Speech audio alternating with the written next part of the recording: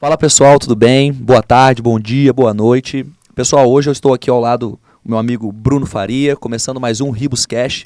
E hoje a gente está recebendo um convidado muito especial aqui, falar um pouco sobre empreendedorismo, contar um pouco a história dele, que é uma trajetória bem legal, compartilhar um pouco de conhecimento aqui, tanto de diversos setores da economia, setores realmente de empreendedorismo. O foco de hoje aqui é apresentar para vocês algum case de pessoas que realmente trilharam um caminho até atingirem o famoso sucesso, né, Bruno? Que é muito importante, é onde todo mundo está buscando, né? Eu vou deixar aqui, passar a palavra para o meu grande amigo Bruno para fazer as apresentações aqui. O convidado de hoje, pessoal, e o papo de hoje é realmente para você que é empreendedor, para você que tem um negócio, para você que está aí realmente batalhando, que quer evoluir, que hoje tem um projeto que, putz, cara, onde que eu posso ter uma saída aqui, onde eu posso evoluir, como eu posso crescer. Hoje o bate-papo é realmente para você. Então, preste bem atenção no que vai ser dito hoje, que vai com certeza vai engrandecer aí o seu conhecimento. É isso aí, Daniel. Para o pessoal que gosta de empreender na Web3, nada melhor de entender como se empreende também no ambiente da economia tradicional, como associar, né, isso à tecnologia, como levar isso para a mídia, coisa que o Danilo faz muito bem, e a gente também aprender um pouco mais sobre o famoso empreendedorismo na prática, que o Danilo fala bastante. Danilão, bem-vindo, fala o seu @ aí para nós, e se puder começar se apresentando, sua trajetória, que é demais. Perfeito, obrigado pelo convite, Daniel, Bruno, a toda a equipe da Ribus, realmente um prazer estar aqui. Eu acho que o papo tem tudo a ver com o que você falou, né, Bruno? É aliar empreendedorismo com tecnologia, entender como essas coisas podem andar junto no seu negócio, independente do setor que você está. O meu @ é @Danilo Magri. Esse é meu Instagram, também tem o @OMentorSBT, que é do programa que a gente vai falar já, ali onde estão os principais conteúdos de negócio, gestão de pessoas e liderança que a gente entrega aí nas mídias tradicionais e também na internet. Bom, trajetória. Eu tenho 34 anos, né? Meu nome é Danilo Magri, sou de São José dos Campos, apesar de ter ficado 12 anos fora da cidade, retornei aí há uns 6 anos atrás.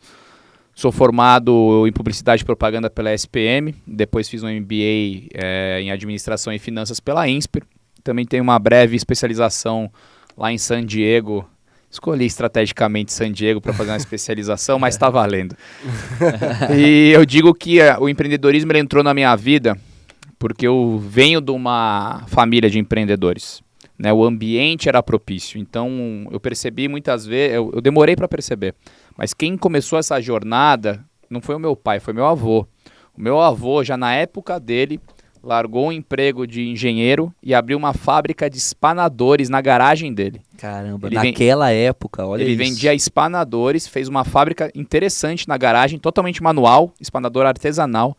Aí vinham as penas de avestruz, as penas de ema, coisa que não tinha aspirador de pó naquela época. Cara, igual, desculpa cortar, mas o apartamento que a gente trocou em Ribus, lá em Copacabana, lembra? Sim, lembro. Que era 500 metros quadrados. Sim. Todo mundo queria, no final, pegar os espanadores, porque tem tipo uma obra de arte no cabide, né, artesanal. O meu avô era desses, assim. Uhum. E criou 3 filhos com venda de espanador. Então, desde pequeno, eu via o comprometimento dele, assim. Depois de... Ele faleceu, infelizmente, agora em dezembro. Mas mesmo com 90 anos, a gente na praia, dia 2 de janeiro, ele tinha que voltar, porque o fornecedor de penas estava chegando para entregar. Então é o compromisso do empreendedor, né, que acredita no negócio e não tem tempo ruim, não tem idade para parar de trabalhar. E aí depois veio o meu pai, que também trilhou uma carreira corporativa e em algum momento da vida dele sentiu que precisava empreender, iniciou boa parte dos negócios que hoje faz parte do grupo, e eu voltei há 7 anos atrás para ser um empreendedorismo de segunda geração. O grupo ele é composto de algumas empresas, mas as principais delas estão na área da saúde. Né? Então, existia uma empresa, a Suprimed, que é a distribuidora de produtos médicos hospitalares, e existia um spin-off que tinha sido feito há 7 anos atrás, naquela época, que é a LogMed, que é uma empresa de logística especializada na área da saúde. Só que não tinha um gestor específico para a LogMed. Então, ela acabava sendo uma sombra da Suprimed para suprir logisticamente a Suprimed, não tinha negócio ali. Quando eu voltei e fico 1 ano no grupo, eu detecto que o grupo Suprimed já ia muito bem, obrigado, já tinha os vieses dele e eu não conseguia acrescentar o que eu tinha dentro do meu coração, o que eu tinha aprendido. Eu falei, não, aí eu falo, não quero mais. Meu pai fala, que pena, né? Eu queria te preparar para uma sucessão, mas segue sua vida. Eu falei, não, você não está entendendo. A LogMed, ela me interessa, porque é uma empresa ainda pequena, é uma empresa que precisa de muito processo e precisa aparecer.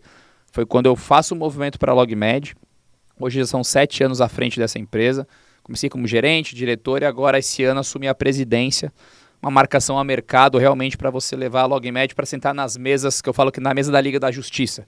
A mesa dos maiores. Sim. Você tem que sentar na mesa dos maiores para que eles te vejam não como fornecedor, mas como parceiro de negócios. Perfeito. Né? E aí nesses 7 anos foi onde eu falo que eu fiz a minha Brasília. 7 anos em 70. Sim. Foi a Brasília do Juscelino Kubitschek, foi a LogMed para mim. Eu digo que eu amadureci demais como pessoa, como empreendedor, porque você herda uma empresa de logística, economia real, Sim. caminhão, galpão, motorista, Muitos funcionários. sindicato, muitos funcionários, dívida.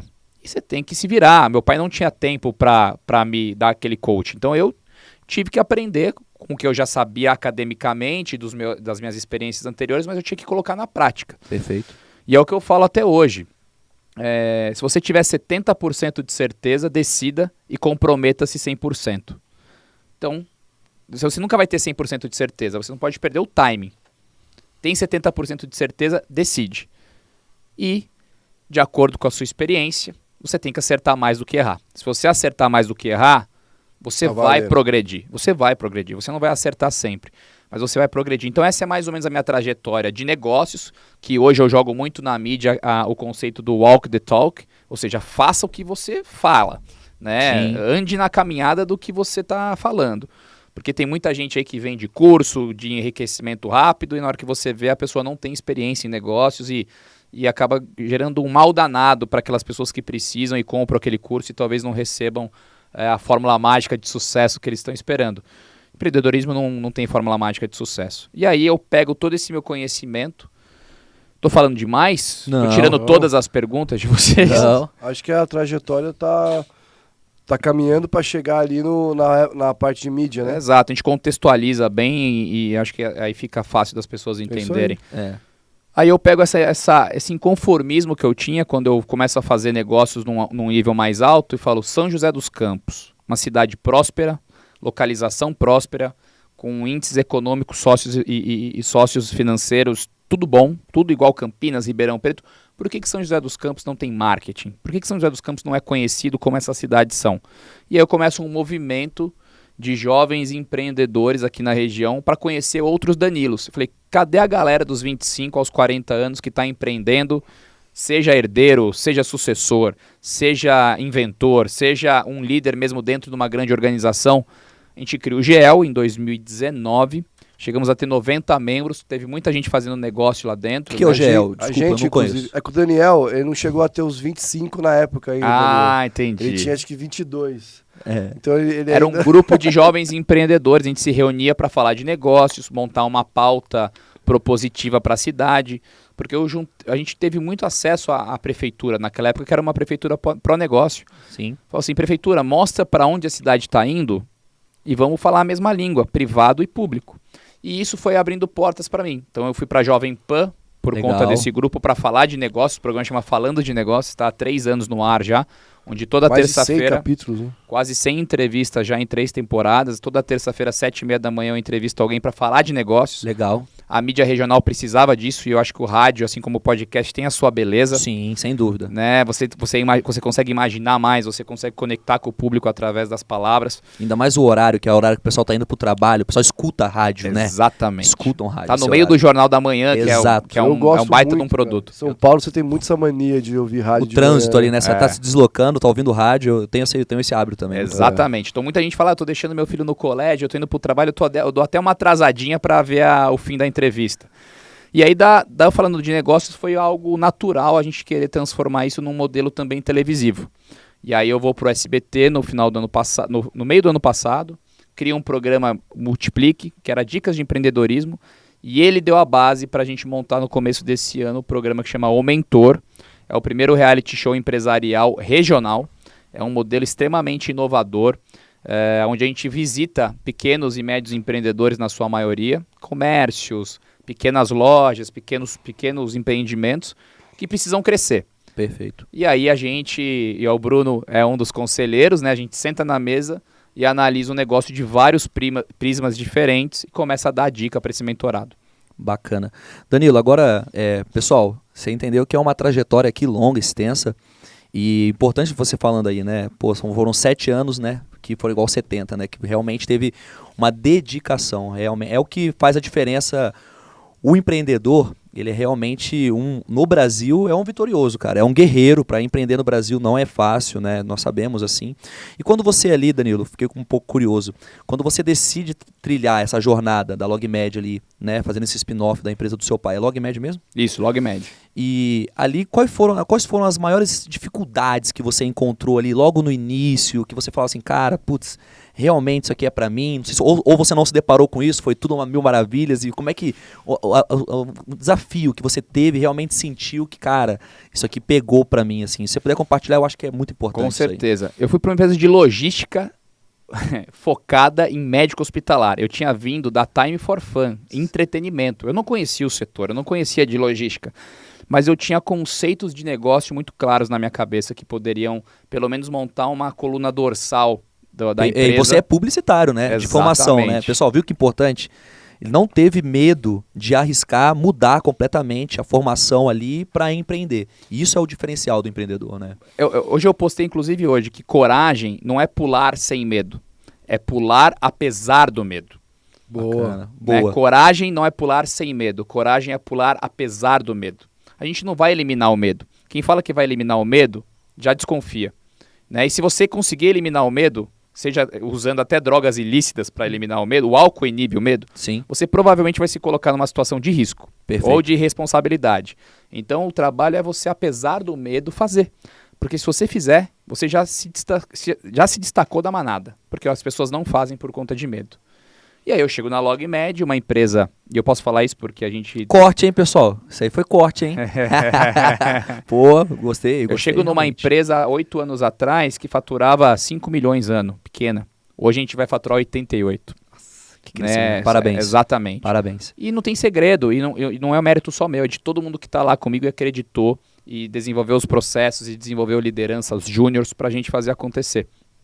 E eu entro nessa empresa, dívida altíssima, assim, a gente não tinha um cara financeiro, então a pessoa que estava lá contratava cheque especial achando que era dinheiro bom.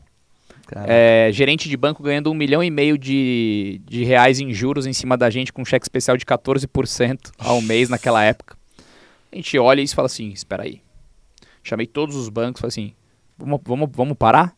Acho que vocês já ganharam bastante prêmio, vamos começar a melhorar essa dívida? Então, comecei a melhorar o endividamento da empresa. Você sai de um cheque especial e faz um reperfilamento para uma linha de crédito com um juros muito menor. E depois você vai alongando essa dívida cada vez com taxas menores. Você coloca uma conta garantida que não é bom, mas é melhor que cheque especial. E você vai ganhando fôlego para investir, para organizar as coisas. Ainda mais logística, né, Danilo? Que um fluxo de caixa...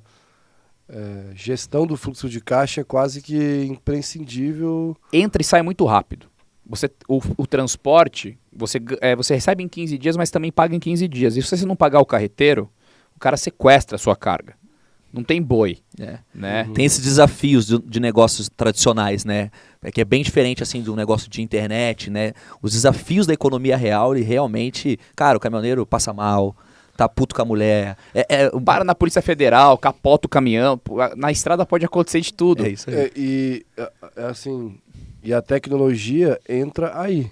Isso aí. Porque, ainda mais no nosso caso aqui, o Web3, né, que a gente acredita que não é especificamente em criar ativos negociáveis, né? Óbvio que isso também é dos itens, mas sim você resolver um problema da economia real com tecnologia.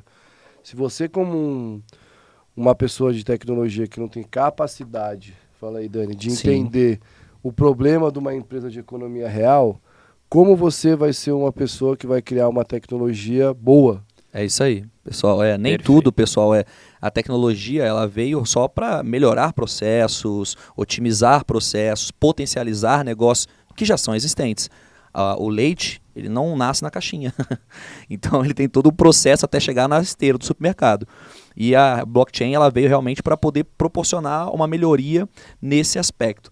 Mas, Danilão, continua aí que eu gostei muito. Pessoal, uma coisa que ele colocou que é muito importante a gente frisar, que às vezes você, empresário que está endividado aí, cara, ele trocou uma dívida mais cara por uma dívida mais barata. Mas ainda assim era dívida, você entende? Então ele foi melhorando o processo com o tempo. E isso é o grande diferencial, é não desistir no curto período de tempo, né? Realmente trabalhar aí todos os dias, né? Prazo. Assim, é a longo prazo. E aí, pegando o gancho da tecnologia, que eu acho que o nosso público gosta bastante disso, eu falo, e eu que venho da economia real e respiro economia real, tecnologia não é fim, é meio. É isso aí. Tecnologia é meio, não é fim. E eu falo muito nas palestras, tecnologia tem mais a ver com simplificação do que invenção. Né? Naquele boom de startups que nós tivemos, quanta gente tinha app na mão, um app legal, mas não era essencial. Então vinha a pessoa, olha que app legal aqui, um app de compras, de chão. Tá, esse app, quando você for vender para o seu cliente final, ele está nas top 3 prioridades desse cliente? Se ele não tiver, ele é só uma ideia legal. Ele nunca vai sair da fila. Ele vai ficar sempre como um to-do ali, quando as pessoas tiver tempo e a pessoa não vai ter tempo. Principalmente se você estiver vendendo B2B, eu vou vender para gerente de RH meu app. Ela não tem tempo para fazer uma ideia legal. Agora, se for essencial, aí você tem chance. Então eu vi muita gente nesse ciclo de startups com ideias legais, mas não eram essenciais. Então você tem que saber se a sua ideia é legal ou se a sua ideia é essencial. Se for legal, transforme ela em essencial ou abandone-a. Senão você vai morrer abraçado. Né? E outra coisa também, às vezes você tem até uma ideia boa na mão, e aí eu converso com vocês e falo, Danilo, mas adiciona mais um botão. Aí o Bruno, não, adiciona a tecnologia XYZ. Aí a pessoa nunca sai, ela está só desenvolvendo. Aí ela fica com um monstrinho na mão, que começa a custar caro, começa a custar capital humano, capital financeiro, e aí ela morre antes de brotar. Antes de vender. Né? Porque ficou muito grande e ele não tinha capacidade de fazer algo grande. Mas se ele tivesse, talvez, começado uma versão beta ali, mais simples... O famoso MVPzinho ali. Exatamente. E aí a pessoa, não, agora eu vou mudar o mundo. Espera. Primeiro você, como a economia real, primeiro eu pego uma dívida ruim e transformo numa dívida menos ruim. E depois menos ruim. E depois menos ruim. Até você reverter. Eu demorei 8 anos para reverter um patrimônio líquido negativo da empresa. Só que a tendência é o que importa. A seta está para cima, os processos estão funcionando, então está tudo bem. E aí você conta essa história por meio de números e por meio do dono. O dono é importantíssimo nesse processo. Não terceirize a sua ideia vendedora, o seu pitch. Você tem que sentar na frente de todo gerente de banco, de todo investidor, de todo fornecedor e todo cliente e você conta a história da sua empresa. Nós existimos por conta disso, esses são meus índices financeiros ou esses são os meus clientes, esse é o meu diferencial. Quando você terceiriza estratégia, você começa a ter problema. Não terceiriza estratégia, não terceiriza a sua história, terceiriza processo, terceiriza operação, mas a estratégia você não pode delegar. Perfeito. Né? Então, onde a gente estava, então foi isso. Comecei a reperfilar a dívida e aí a empresa começa a responder. Né? É um ponto importante. E aí quando você percebeu que você teve a virada de chave mesmo, aquele turn key, cara, puta, essa empresa, eu consegui agora a virada, assim, foi com o fechamento de um contrato muito grande, ou quando você falou, cara, construir um processo que não depende mais de mim para a empresa ir, seguir legado, e tal. Quando você realmente percebeu que você teve esse turn key, ou a empresa, né, teve esse turn key aí? Teve acho que uns 4 anos atrás, a gente teve uma decisão muito importante. A gente já tinha uns 4 ou 5 galpões e a gente tinha que tomar uma decisão. Ou a gente começava a rentabilizar esses galpões e ganhar dinheiro. Hoje vocês estão aonde, Danilão? A gente está com 10 galpões hoje. São José dos Campos, Valinhos, Campinas, Ribeirão Preto, Contagem, Uberlândia, Itapevi, Rio de Janeiro e Porto Alegre. Nossa, mas aí nacionalmente a gente atende. Cresceu bastante da última vez que a gente foi lá, né? Que faz uns 2, 3 anos. Foi a decisão que a gente teve. Há 4 anos atrás a gente tinha metade desses galpões. Falou, bom, vamos pegar esses galpões e essa frota atual e vamos começar a fazer dinheiro ou a gente vai continuar investindo? Porque assim, com logística você tem que ter capilaridade. E o cliente grande, ele precisa da capilaridade. Então ele vai olhar e falar, poxa, mas os caras só tem galpão em São José? Não vou. Agora tem São José, Porto Alegre, Rio de Janeiro? Eu vou. Sim. Então a gente tomou uma decisão importante ali. Não, vamos investir mais 4 anos, vamos realmente alavancar essa empresa. Porque quando vierem os contratos, vão vir os contratos grandes que precisam dessa estrutura e é assim eu reverto. Então é uma decisão que você tem que tomar de uma forma muito fria. Porque você vai ver a conta vermelha lá por mais alguns anos. Sim. Você está investindo no negócio. Deu o passo sem saber se a ponte estava lá. Exatamente. E aí o turning point foi exatamente isso. Hoje o dia que a gente fechou o contrato com a maior indústria médica hospitalar do mundo, Sensacional. né? E aí eu não preciso pegar 100% da operação dela. Esse é um erro comum e eu treino muito uma equipe de vendas para isso. Nós somos solução logística, eu não sou transportador, eu não vou negociar frete. Ah, de R$10 faz por R$9,90? Não é o meu negócio. O meu negócio eu vou fazer uma solução inteira para você atender cirurgia no Brasil inteiro, inclusive urgência. O pacote custa tanto. É isso. E aí você agrega valor, você tira da multinacional um BO que ela não consegue resolver, porque ela não tem headcount, ela não tem tempo para resolver isso. Você terceiriza, agrega valor e não fica vivendo essa oscilação do preço do frete. E aí meu vendedor é acostumado a isso. Não chega na multinacional e tenta vender o pacote completo. Vende o produto A, vende o produto B, vende o produto C, entende qual o produto é naquele momento. E esse foi o turning point. A gente entrou pela porta dos fundos nessa multinacional. Existia ali um problema de logística reversa. Isso que eu ia perguntar, se entrou pela logística reversa. Exatamente. Sempre a maior pica é essa. Porque a atual fornecedora deles demoravam 30 dias para buscar um equipamento, sei lá, no Mato Grosso. Você pode explicar um pouco, Danilão? Posso. Talvez nosso público não seja o da logística. Eu mesmo não conheço o que é logística reversa. É a volta. Então, por exemplo, se você for operar o joelho, a ortopedia, você coloca a prótese, mas para você colocar a prótese, você precisa de parafuso, de furadeira, Sim. de martelo. Isso tem que voltar. Depois que acabou a sua cirurgia, esse martelo, esse parafuso tem que voltar a ser esterilizado e ser usado em outra cirurgia. Sim. Se você demora 30 dias para buscar esse martelo, essa furadeira, é um baita de um kit caro que você não está usando em outra cirurgia. Então é um perda. kit ocioso, é uma perda. É. Sem contar que pode perder, porque você perde o lastro disso. Uhum. A nossa logística reversa acontece Perde em o 2 controle. dias. Sensacional. E aí tem muito a ver com tecnologia. Como é que eu faço isso? Eu criei um software proprietário que a gente monitora todo o ciclo de cirurgia. Então eu sei que a cirurgia do Bruno vai acontecer amanhã. Então no dia seguinte da cirurgia eu já sei que eu posso ligar no hospital para ir buscar a cirurgia. Então Vai buscar o martelo. lá. exatamente. O ID do Bruno, ele acontece desde o momento que essa cirurgia vira uma cotaçãozinha até a hora que tem que faturar. Eu não perco o Bruno de vista no processo. Então eu consigo rodar muito mais rápido o parque de equipamentos do meu cliente e é dinheiro na mesa Aí, dele. então, assim, na logística reversa também você pega esse equipamento que é esterilizável e volta, você armazena ele de volta Isso, para ele ficar pronto para a próxima cirurgia. exatamente. E aí o cliente tem que gerar a demanda, você não vai empatar a demanda dele. É isso.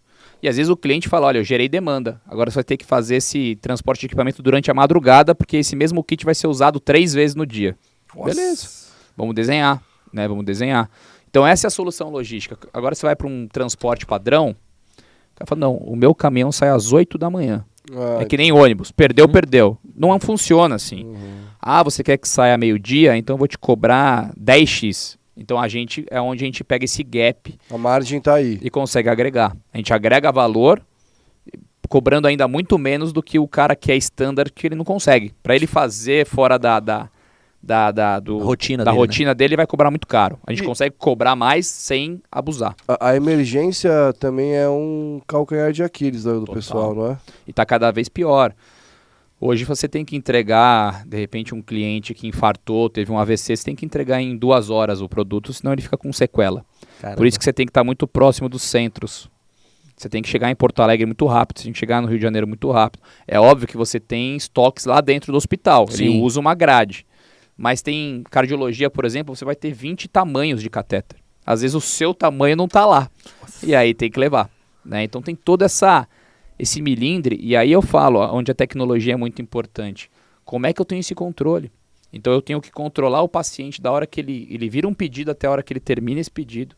E aí muito interessante também a parte de tecnologia. A gente foi a primeira empresa a criar um centro de serviços compartilhados do Brasil para o PME, para médico hospitalar. Então, além do transporte e armazenagem, que é a economia real, que vai ser sempre ali a base da minha empresa, eu tenho um centro de serviços compartilhados, que é uma equipe monitorando os principais portais do convênio 24 horas para ver o que está acontecendo no mercado. E eu transaciono dados ali dentro. Sensacional. Então eu sei o que o mercado está comprando, a que preço, quais fontes pagadoras tem um fluxo de caixa maior, menor, quem está demorando para pagar, qual região tem mais cirurgia, tem menos cirurgia. Então eu falo que a LogMed, o que eu quero que a LogMed seja daqui 10 anos? Que ela seja o busca-pé da cirurgia do Brasil. Toda cirurgia médica hospitalar do mercado privado, você entra na plataforma LogMed e pesquisa. E ela vai agregar tudo que está rolando no mercado. Então, é coisa de louco, tá? Cada convênio tem um portal. Isso se não tem 10 portais. A Unimed, cada Unimed é um portal. Então, assim, você imagina que você tem 70 portais voando na web. Nossa. Você tem que entrar um portal a portal para ver que cirurgia que está lá. Então, assim, você perde muito dinheiro. Ô Danilo, e você falou do privado. Público não tem essa inteligência ou não vale a pena prestar o serviço? Como É diferente. O público SUS já tem tabela de preço, muitas vezes, já pré-negociada. Né? E você tem pessoas fazendo ali o público por meio de licitação, geralmente. Eu não entro.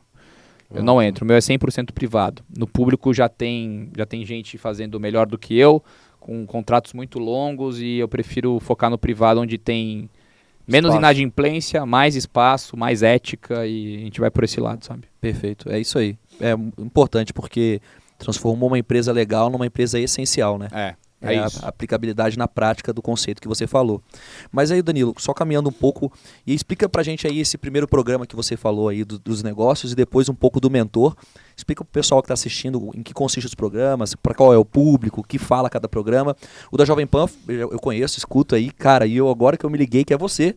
Ah, não é possível. Juro por Deus, cara, que agora que eu falei, caralho, mano, é verdade. Com o Danilo Magri e tal, eu falei, pô, que top, mano. Mas esse outro programa aqui, além do mentor, você tem a participação em um outro programa também. Qual que é o nome?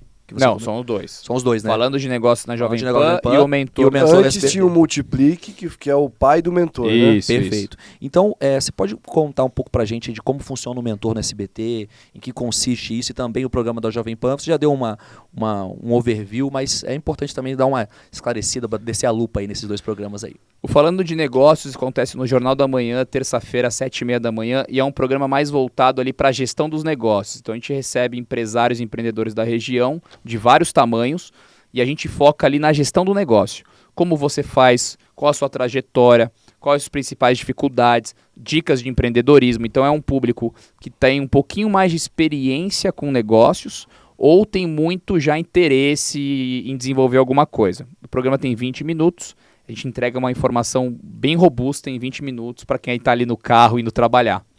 O mentor, ele já tem uma pegada mais de reality. Ele está no SBT, está na TV aberta. Você tem que ter uma adaptação de linguagem para você passa conhecimento tanto para quem já trabalha com negócio, quanto para quem nunca ouviu falar de negócios. Sim. Né? Então a gente teve um caso agora que foi um projeto social na comunidade Santa Cruz, que são mulheres carentes, que são artesãs ali, são chamadas de arteiras. E eu conversando com elas, eu falei assim, e aí, gostaram, não sei o quê? Ah, agora eu assisto você e entendo o que você está falando. Antes eu não entendia nada, porque agora que ela se viu como empreendedora, Sim. que ela pode vender a arte dela, ela começou a entender o que está acontecendo. Então o mentor é isso. A gente vai num empresário, ou um pequeno comércio, um pequeno empreendedor, ele conta pra gente o que ele precisa melhorar. Eu trago esse caso para uma mesa parecida como essa, onde vão ter os conselheiros. O Bruno Faria é o conselheiro de marketing e tecnologia, a gente tem a Luzia para RH e pessoas, o Rodrigo Peixoto como liderança e gestão de vendas internas, e a Cris Uchoas como contabilidade e finanças.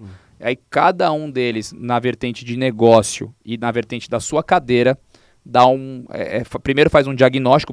O primeiro episódio é só diagnóstico. Todo mundo vai diagnosticar os principais problemas e pontos de oportunidade.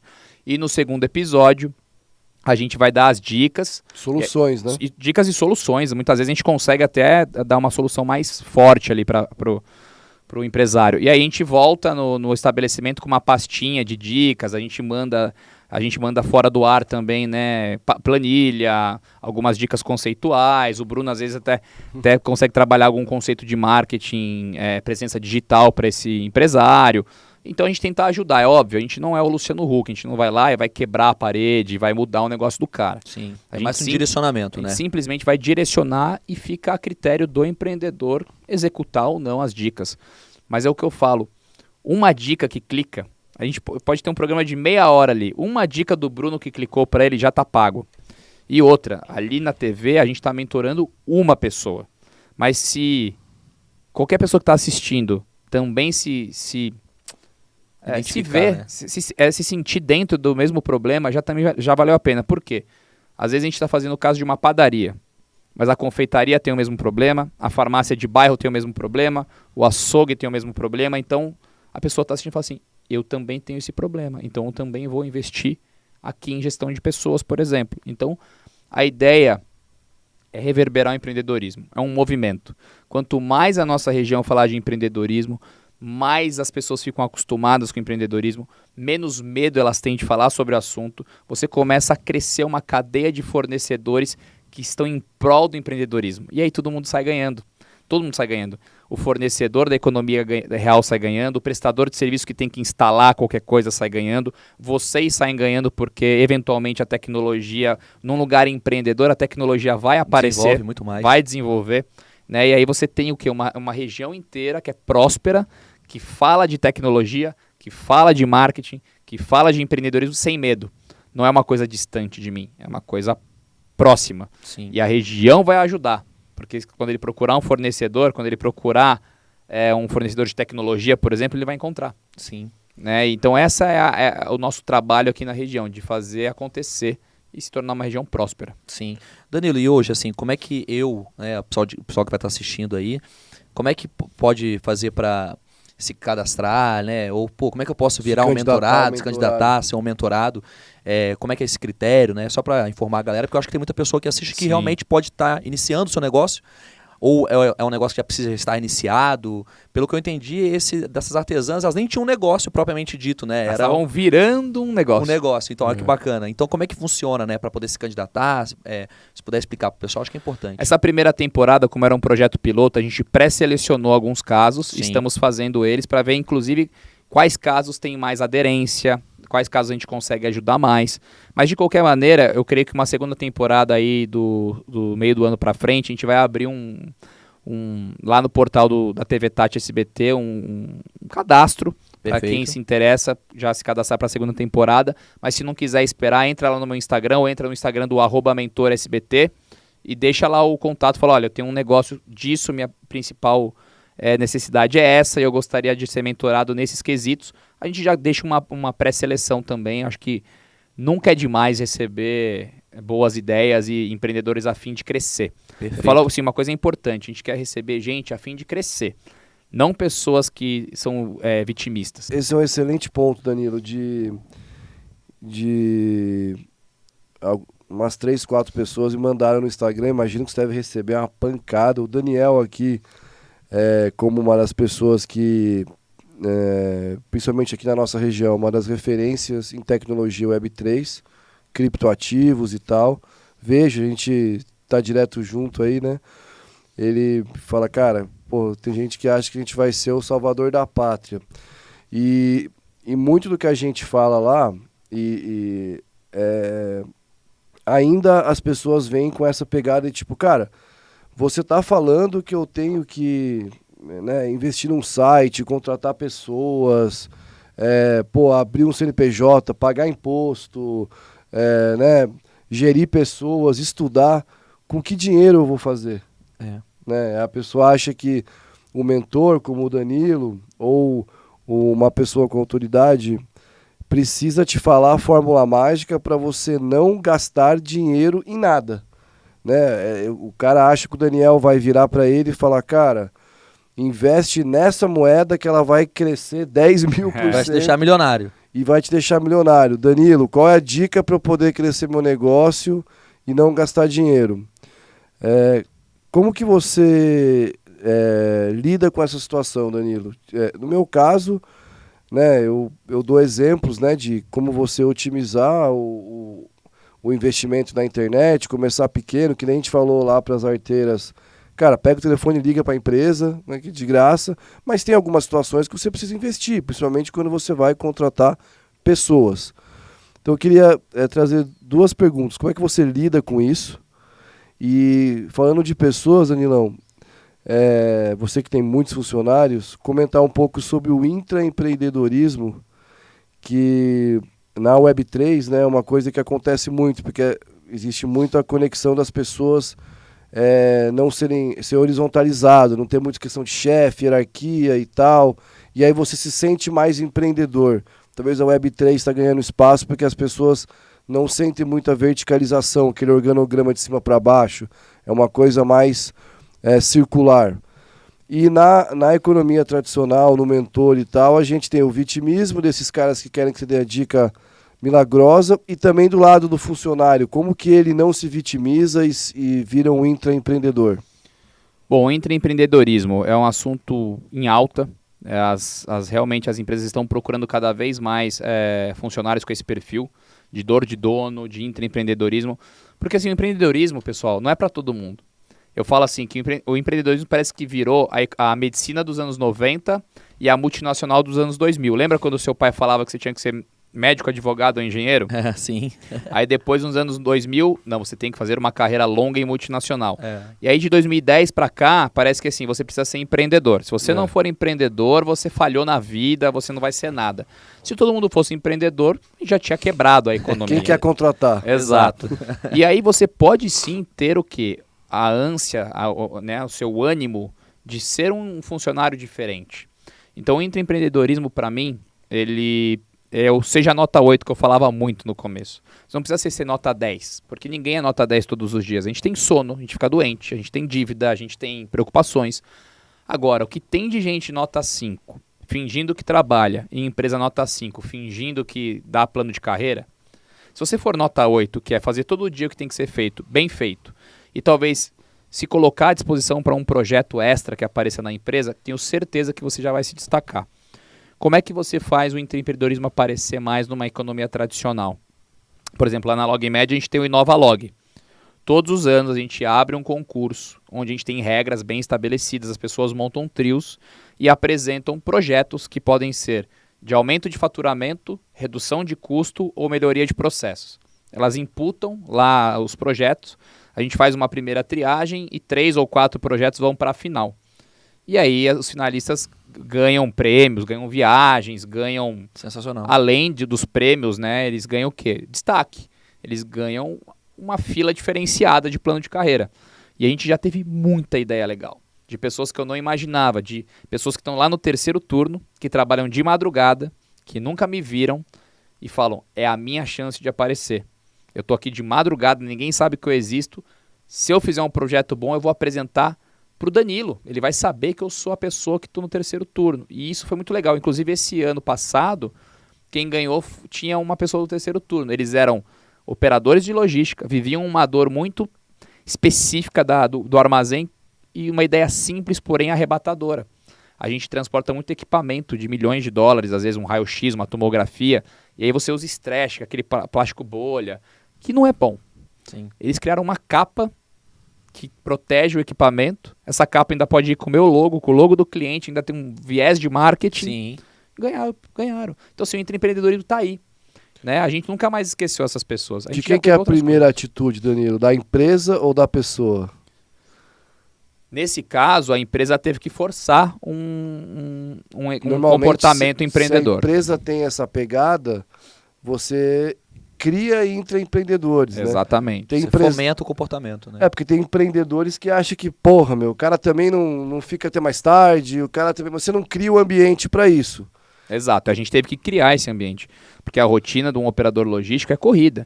Se você não fomenta, se você não dá um lugar ao sol para ele fala assim, por que eu vou fazer? Então assim, a gente também não pode ver no mundo de Poliana, onde todas as pessoas vão amar o trabalho, e vão amar você, e vão empreender porque amam o propósito. Não, você tem que ter uma cultura forte empresarial, então as pessoas que estão lá na LogMed, elas sabem que elas estão dentro de uma cadeia logística que ajuda a salvar vidas.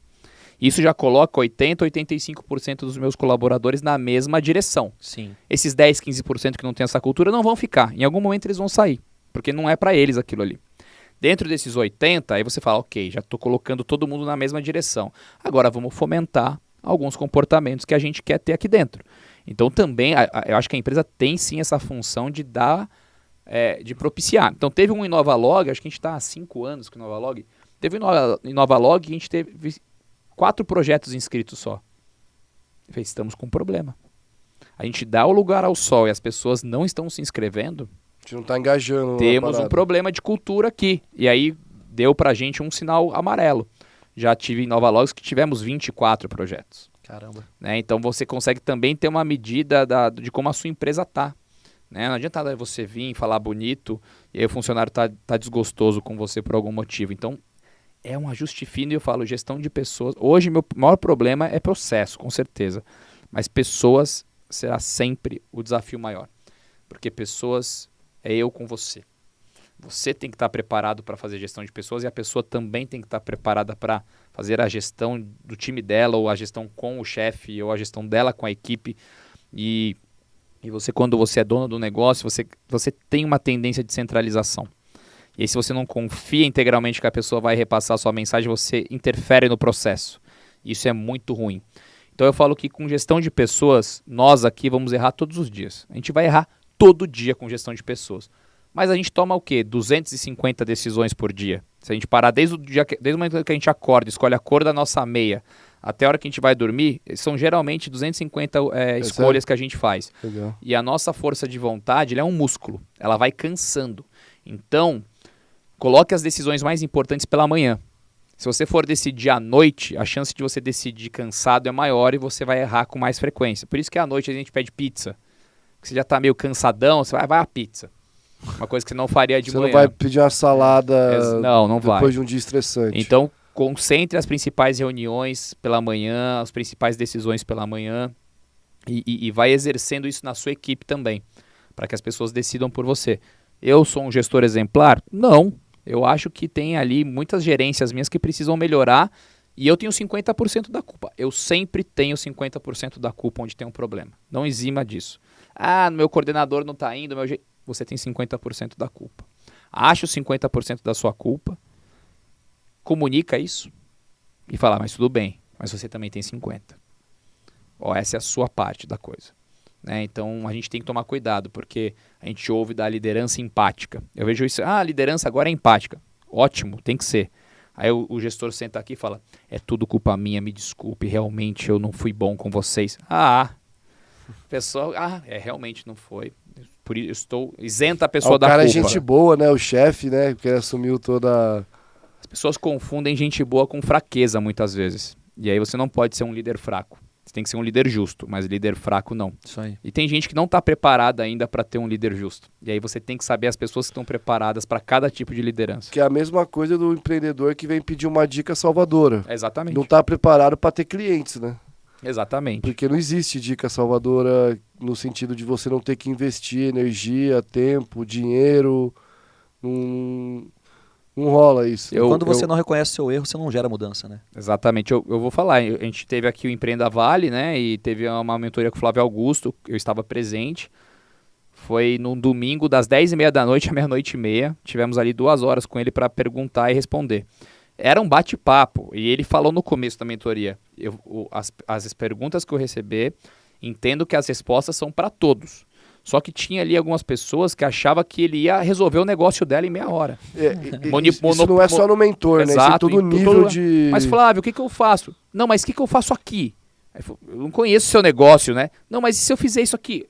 Aí você vê que as pessoas estão terceirizando o problema, né? Sim. A parte que não é para terceirizar. Exatamente. E quer buscar sempre um salvador, né? Sempre é isso aí. Danilo, eu acho que, foi realmente, para mim, foi um papo muito engrandecedor. Peguei várias dicas aí como empreendedor. Realmente me identifiquei com alguns gaps aí que você falou. Pra mim também foi, cara. Muito já. E já não é o primeiro.